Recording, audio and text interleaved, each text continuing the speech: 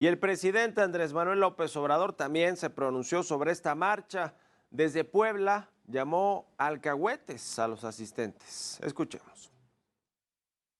Todos los que fueron hoy, algunos, sobre todo los intelectuales o pseudo intelectuales, alcahuetes,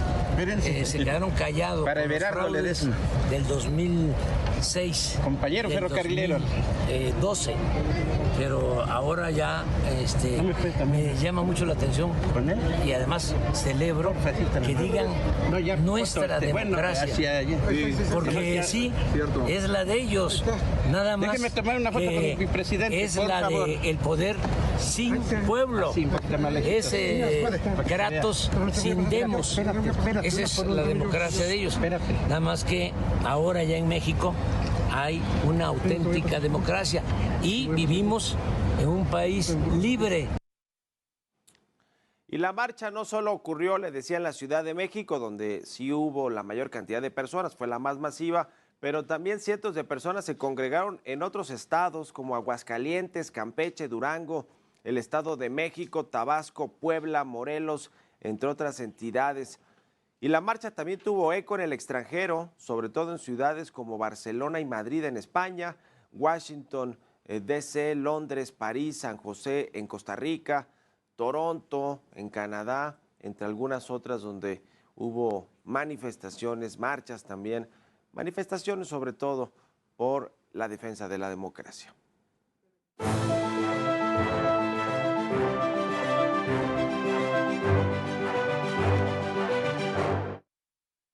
Si fueron 700,000 los asistentes en la Ciudad de México a la plancha del Zócalo y a las calles aledañas que llegan allí a Palacio Nacional, donde habita el presidente López Obrador, que por cierto no estaba allí, estaba en Puebla como ya lo vimos, o si fueron 90,000 como dice el gobierno capitalino, como dice Martí Batres, que fueron los asistentes, eso no parece tener tanta importancia porque siempre hay discrepancias en los números que tiene que ver con ideologías políticas y con ganas de decir que no tienen fuerza las manifestaciones por parte del gobierno capitalino. Bueno, se ha alcanzado puntadas el jefe de gobierno decir que en algún momento hubo 15,000, 20,000, es decir, nada que ver con lo que se veía en fotografías o lo que se pudo haber visto en video, pero más allá de la discrepancia en los datos oficiales de cuántas personas asistieron a esta marcha ayer, lo que importa es que la sociedad, que las organizaciones civiles, pero la sociedad en general,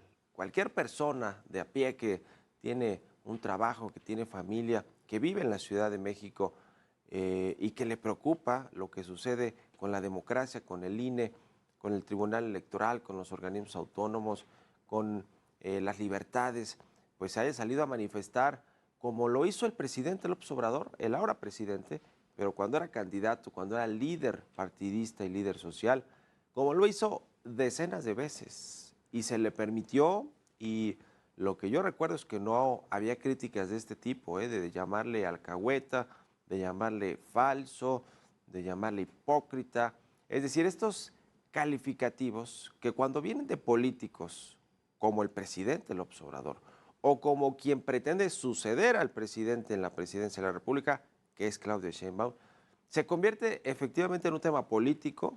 y sobre todo se convierte en un tema de divisiones, en un tema de polarización, porque cuando hay adjetivos calificativos para referirse a quienes participaron en estas marchas,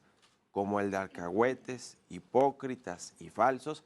pues entonces ya la cosa comienza a ir por el camino de la violencia verbal por lo menos, que nada abona a la democracia y a el construir un país donde quepan todas las ideologías, porque se supone que cualquier presidente que se diga democrático o cualquier aspirante presidencial, hablando de Claudia Sheinbaum, que se diga democrático, pues debe gobernar o debe de buscar una plataforma de gobierno que sea incluyente, que incluya ideologías, voces, clases sociales, sectores económicos, a todo mundo. Y no parece que con este discurso de ayer de Claudia Sheinbaum esté efectivamente pensando en ser una presidenta incluyente si es que logra ganar las elecciones el próximo 2 de junio. No parece que vaya a cambiar mucho el discurso entonces y las formas como sí ha prometido en reuniones privadas, sobre todo Claudia Sheinbaum, lo mismo con medios de comunicación, con comunicadores, periodistas, pero con otros grupos, por ejemplo, de empresarios. Ella ha dicho que va a ser mucho más moderada, su gente, su equipo, se encarga de decir que Claudia Sheinbaum no va a ser igual de radical que Andrés Manuel López Obrador, que no va a buscar dividir, que no va a enfrentarse a los medios de comunicación, que no va a enfrentarse a empresarios, que no va a pelearse con el exterior como lo ha hecho el presidente. Con este discurso de ayer en una marcha que si bien estaba identificada con la oposición, fue una marcha de ciudadanos, como se vio en muchas de las entrevistas que ya le pasamos aquí,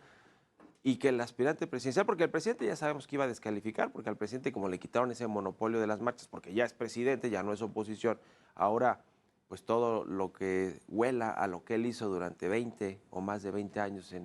sobre todo en la capital del país, pero en muchos lados de la República Mexicana,